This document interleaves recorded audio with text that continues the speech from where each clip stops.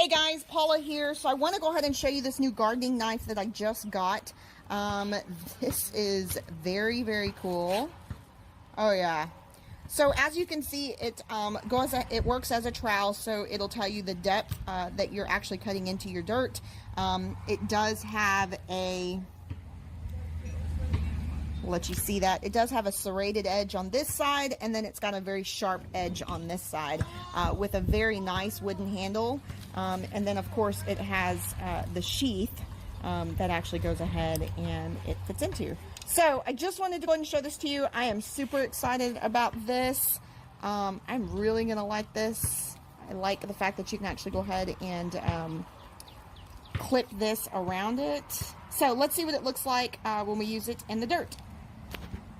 Okay, so what I really like about this knife is that you can actually go ahead and use it to cut through your ground.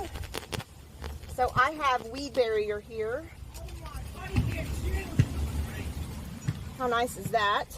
And I'm going to tuck that in, and then I can actually take it and I can pull dirt out and use it very much like a shovel.